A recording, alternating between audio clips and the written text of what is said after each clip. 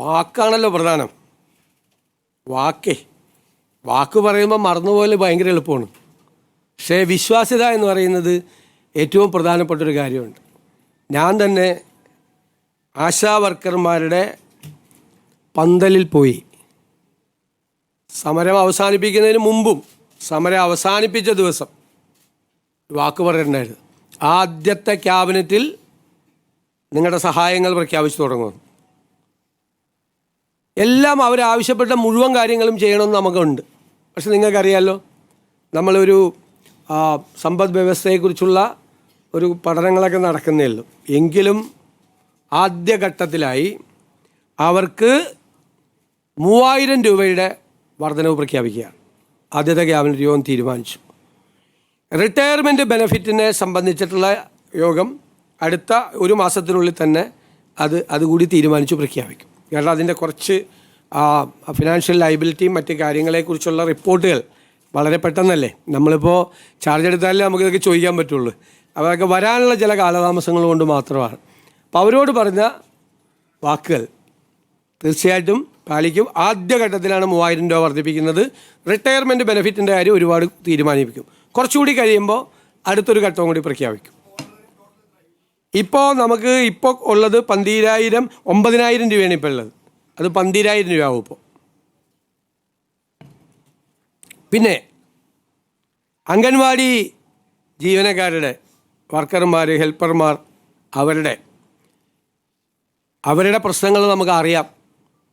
ഞാൻ തന്നെ നിയമസഭയിൽ അവതരിപ്പിച്ചിട്ടുണ്ട്, ഞങ്ങൾ തന്നെ നിയമസഭയിൽ അവതരിപ്പിച്ചിട്ടുണ്ട്.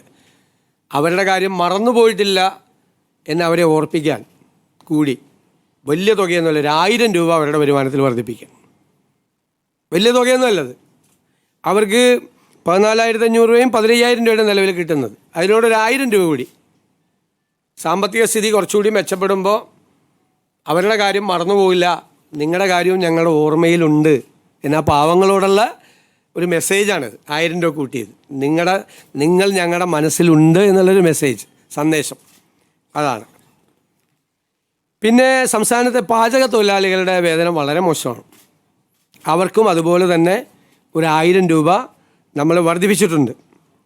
സംസ്ഥാനത്ത് ജോലി ചെയ്തു വരുന്ന പ്രീ പ്രൈമറി ടീച്ചർമാരുടെയും ആയമാരുടെയും ഓണറേറിയം അതും ഒരു 1000 രൂപ കൂട്ടിയിട്ടുണ്ട്. ഇതെല്ലാം നമ്മളതിൻ്റെ സാമ്പത്തിക ബാധ്യതകളെല്ലാം പരിശോധിച്ചതിന് ശേഷമാണ് ഇതെല്ലാം ചെയ്തത്.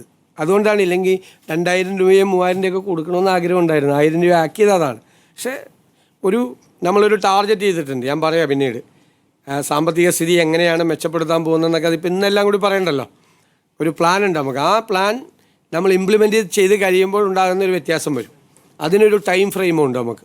അതെല്ലാം അടുത്ത ദിവസങ്ങളിൽ അതിൻ്റെ പൂർണ്ണമായ തീരുമാനം നമ്മൾ വരും കേട്ടോ.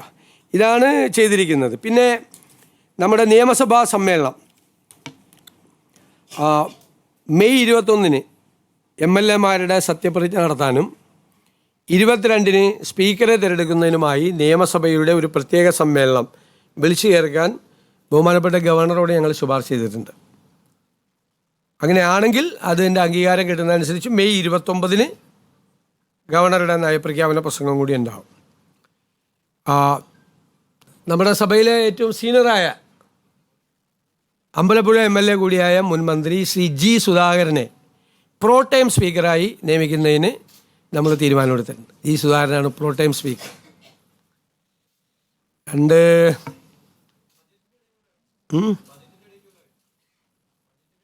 അത് പറയാം അത് ഗവർണറുടെ ഇത് കിട്ടിക്കഴിഞ്ഞിട്ട് നമുക്ക് പറയാം.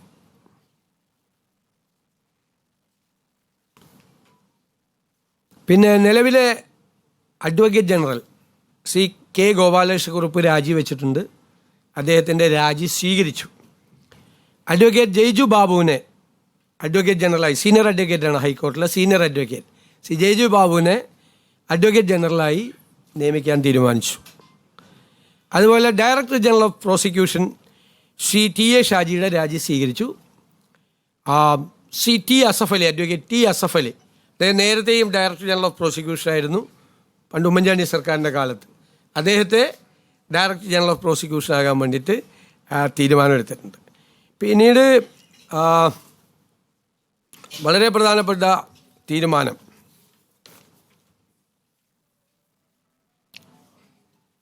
നമ്മൾ ombudsman, state election commissioner, PSC members, information commissioner തുടങ്ങിയ കാര്യങ്ങളിൽ തീരുമാനമായിട്ടില്ല. അപ്പോൾ അത് പുതിയ മന്ത്രിസഭ, പുതിയ ഗവൺമെൻറ് അത് അറിയിക്കും എന്ന് ഗവർണറെ അറിയിക്കാൻ തീരുമാനിച്ചിട്ടുണ്ട്.